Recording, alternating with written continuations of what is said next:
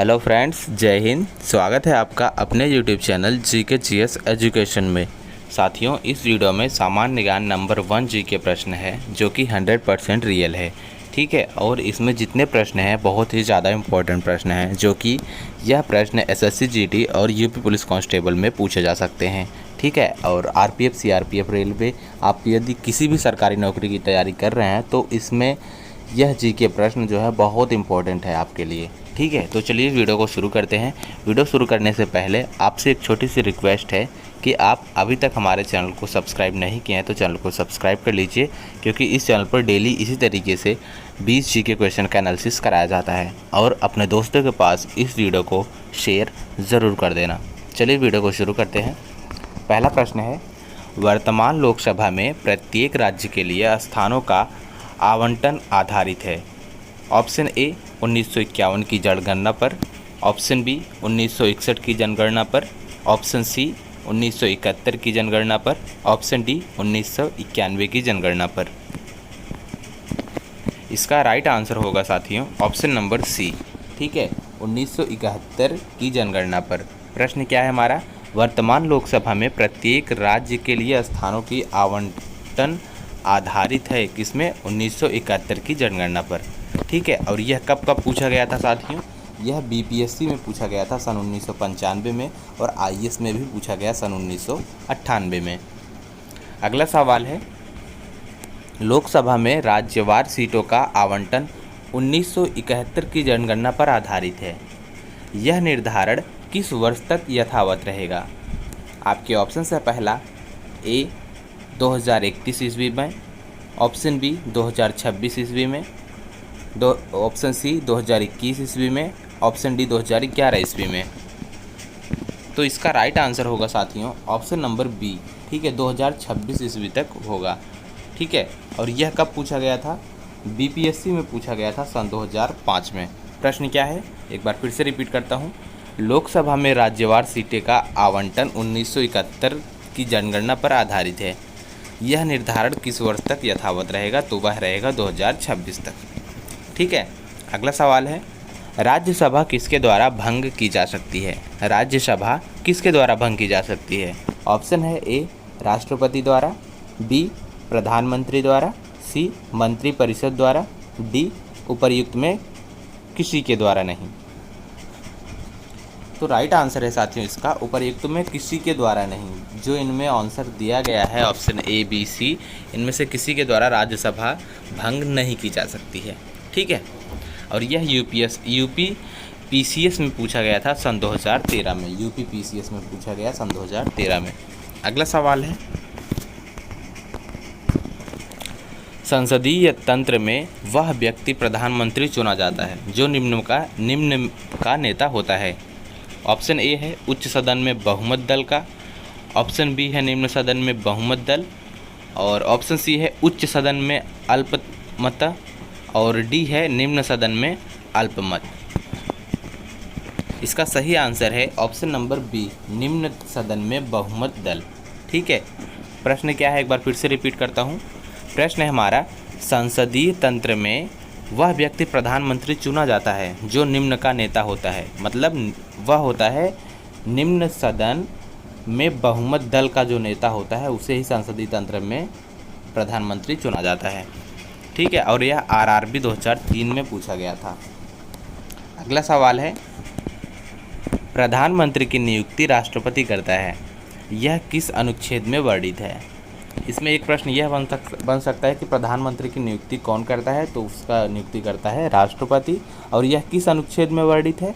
तो इसका ऑप्शन है, ए अनुच्छेद 61 में, ऑप्शन बी अनुच्छेद 70 में, ऑप्शन सी अनुच्छेद 75 में, ऑप्शन डी अनुच्छेद 85 में। इसका आंसर होगा राइट ऑप्शन सी।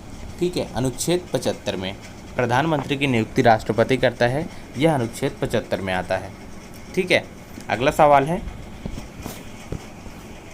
लोक लेखा समिति में कितने सदस्य हैं। लोक लेखा समिति में कितने सदस्य हैं।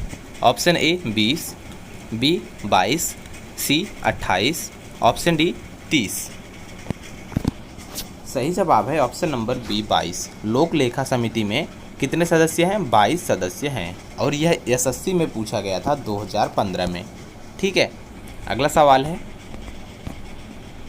लोक लेखा समिति के सदस्य ऑप्शन ए संसद के दोनों सदनों में से चुने जाते हैं, ऑप्शन बी लोकसभा के सदस्यों में से ही चुने जाते हैं, ऑप्शन सी राज्यसभा के सदस्यों में से ही चुने जाते हैं, ऑप्शन डी राष्ट्रपति द्वारा मनोनीत किए जाते हैं। तो इसका राइट आंसर है साथियों ऑप्शन नंबर ए, संसद के दोनों सदनों में से चुने जाते हैं। लोक लेखा समिति के जो सदस्य होते हैं वे संसद के दोनों सदनों में से चुने जाते हैं। ठीक है, अगला सवाल है, भारत में रहने वाला ब्रिटिश नागरिक दावा नहीं कर सकता है। भारत में रहने वाला ब्रिटिश नागरिक दावा नहीं कर सकता है, दावा नहीं कर सकता है। ऑप्शन ए व्यापार और व्यवसाय की स्वतंत्रता का अधिकार, ऑप्शन बी विधि के समक्ष क्षमता के अधिकार का, ऑप्शन सी जीवन और व्यक्तिगत स्वतंत्रता की सुरक्षा के अधिकार का, ऑप्शन डी है धर्म की स्वतंत्रता के अधिकार का। तो इसका जो राइट आंसर है साथियों वह है ऑप्शन नंबर ए। ठीक है, व्यापार और व्यवसाय की स्वतंत्रता का अधिकार नहीं कर सकता है, इसका दावा नहीं कर सकता है कौन? ब्रिटिश नागरिक। ठीक है, ब्रिटिश नागरिक व्यापार और व्यवसाय की स्वतंत्रता का अधिकार का दावा नहीं कर सकता है और यह पूछा गया था यूपीएससी में। ठीक है, यूपीएससी सन 1999 में पूछा गया था यह प्रश्न। अगला सवाल है, पटना उच्च न्यायालय की स्थापना कब हुई? ऑप्शन ए 1961 ईस्वी, ऑप्शन बी 1917 ईस्वी, ऑप्शन सी 1918 ईस्वी, ऑप्शन डी 1921 ईस्वी। सही जवाब है ऑप्शन नंबर ए 1916 ईस्वी में। ठीक है, पटना उच्च न्यायालय की स्थापना सन 1916 ईस्वी में हुई थी और यह पूछा गया था बीपीएससी में, जो कि सन 1994 में पूछा गया था। अगला सवाल है, उत्तराखंड उच्च न्यायालय की स्थापना कहाँ की गई है? उत्तराखंड उच्च न्यायालय की स्थापना कहाँ की गई है? ऑप्शन ए नैनीताल में, option B Dehradun, option C Mussoorie, option D Haridwar में। सही जवाब है ऑप्शन नंबर ए। ठीक है, नैनीताल में की गई है। उत्तराखंड उच्च न्यायालय की स्थापना नैनीताल में की गई है। साथियों, वीडियो पसंद आई हो तो वीडियो को लाइक, शेयर और हमारे चैनल को सब्सक्राइब ज़रूर करना और वीडियो कैसी है कमेंट बॉक्स में ज़रूर बताना। अगला सवाल है, नीति निर्देशक तत्वों को कार्यान्वित करने के लिए क्या मूल अधिकारों का हनन हो सकता है? ऑप्शन ए हाँ, ऑप्शन बी कुछ का, ऑप्शन सी नहीं, ऑप्शन डी विवादग्रस्त का। तो इसका राइट आंसर है ऑप्शन नंबर बी कुछ का। ठीक है, नीति निर्देशक तत्वों को कार्यान्वित करने के लिए क्या मूल अधिकारों का हनन हो सकता है? कुछ का केवल हनन हो सकता है। ठीक है, क्या मूल अधिकारों का? केवल कुछ मूल अधिकारों का हनन हो सकता है और यह पूछा गया था यूपीएससी में। ठीक है, सन 1984 ईस्वी में 1984 ईस्वी में यूपीएससी में पूछा गया था। अगला सवाल है, निम्नलिखित में से किस वर्ष संविधान में मूल कर्तव्यों का अंतः स्थापित किया गया? ऑप्शन ए 1972 ईस्वी, ऑप्शन बी 1976 ईस्वी, ऑप्शन सी 1977 ईस्वी, ऑप्शन डी 1978 ईस्वी। सही जवाब है ऑप्शन नंबर बी 1976 ईस्वी में और यह पूछा गया था एसएससी 2012 में। प्रश्न क्या है, निम्नलिखित में से किस वर्ष संविधान में मूल कर्तव्यों का अंतः स्थापित किया गया था? तो अंतः स्थापित किया गया था सन 1976 ईस्वी में। ठीक है, संविधान के मूल कर्तव्यों का अंतः स्थापित सन 1976 ईस्वी में किया गया था और यह एसएससी 2012 में पूछा गया। अगला सवाल है, राज्यसभा विघटित हो जाती है। राज्यसभा विघटित हो जाती है। ऑप्शन ए 4 वर्ष बाद, ऑप्शन बी 5 वर्ष बाद, ऑप्शन सी 6 वर्ष बाद, ऑप्शन डी कभी नहीं। सही जवाब है कभी नहीं। ठीक है, राज्यसभा विघटित हो जाती है, वह कभी नहीं होती है। ठीक है, राज्यसभा विघटित होती ही नहीं है। अगला सवाल है, पटना उच्च न्यायालय की स्थापना कब हुई? पटना उच्च न्यायालय की स्थापना कब हुई थी? ऑप्शन ए है 1916 ईस्वी को, ऑप्शन बी है 1917 ईस्वी को, ऑप्शन सी है 1918 ईस्वी को, ऑप्शन डी है 1921 ईस्वी को।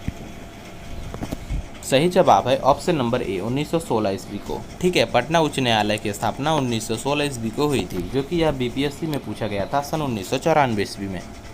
ठीक है, अगला सवाल है, भारत के किसी राज्य में मुख्यमंत्री पद पर नियुक्त होने वाली प्रथम दलित महिला है? Option A Sushri Jayalalithaa, option B Sushri Mayawati, option C Nandini Satpathy, option D Sushri Uma Bharti. सही जवाब है option number B Sushri Mayawati.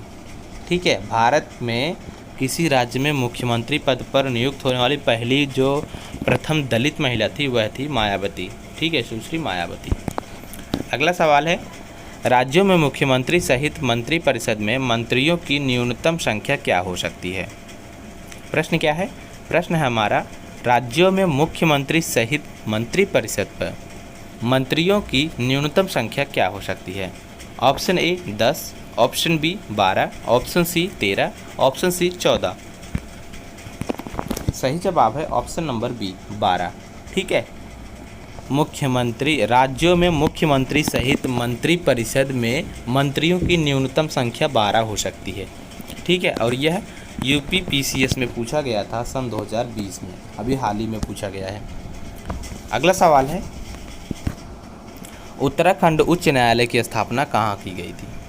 Uttarakhand उच्च न्यायालय की स्थापना नैनीताल में की गई थी। यह मैं पहले भी बता चुका हूँ। जो 2 बार प्रश्न रिपीट हुए हैं वह वेरी वेरी इंपॉर्टेंट प्रश्न है। ठीक है, उत्तराखंड उच्च न्यायालय की स्थापना कहाँ हुई? नैनीताल में। अगला सवाल है, लोकसभा के निर्वाचन क्षेत्रों का सीमा निर्धारण पहली बार निम्नलिखित में से किस ईस्वी सन में किया गया था? ऑप्शन ए है 1970, ऑप्शन बी है 1972, ऑप्शन सी है 1976, ऑप्शन डी है 1977। सही जवाब है ऑप्शन नंबर बी 1972 ईस्वी में। ठीक है, लोकसभा के निर्वाचन क्षेत्रों का सीमा निर्धारण पहली बार 1972 ईस्वी में किया गया था। अगला सवाल है, यह एसएससी 2002 में पूछा गया था प्रश्न। अगला सवाल है, भारत में पहली बार महिलाओं को मताधिकार कब प्राप्त हुआ? ऑप्शन ए 1920 ईस्वी, ऑप्शन बी 1926 ईस्वी, ऑप्शन सी 1933 ईस्वी, ऑप्शन डी 1936 ईस्वी। सही जवाब है ऑप्शन नंबर बी 1926 ईस्वी में। ठीक है, महिलाओं को मताधिकार 1926 में प्राप्त हुआ था। अगला सवाल है, भारत में मतदान की आयु सीमा को 21 वर्ष से घटाकर 18 वर्ष कब किया गया? यह बहुत ज़्यादा इंपॉर्टेंट प्रश्न है साथियों। ठीक है, यह यूपी पुलिस एसएससी जीडी में ज़रूर से ज़रूर पूछा जा सकता है। एसएससी जीडी में ज़रूर पूछा जा सकता है और यूपी पुलिस में भी। ठीक है, तो भारत में मतदान की आयु सीमा को 21 वर्ष से घटाकर 18 वर्ष कब किया गया? ऑप्शन ए है 1988 ईस्वी में, ऑप्शन बी है 1989 ईस्वी में, ऑप्शन सी है 1990 ईस्वी में, ऑप्शन डी है 1991 ईस्वी में। सही जवाब है ऑप्शन नंबर बी 1989 ईस्वी में। ठीक है, 1989 ईस्वी में भारत में मतदान की आयु जो सीमा थी 21 वर्ष उसे घटाकर 18 वर्ष की गई थी सन 1989 ईस्वी में। साथियों, वीडियो पसंद आई हो तो वीडियो को लाइक शेयर सब्सक्राइब ज़रूर करना, और इस चैनल पर डेली इसी तरीके से 20 जीके क्वेश्चन का एनालिसिस कराया जाता है, तो इस वीडियो को अपने दोस्तों के पास शेयर ज़रूर करना। मिलते हैं नेक्स्ट वीडियो में, तब तक के लिए जय हिंद जय भारत।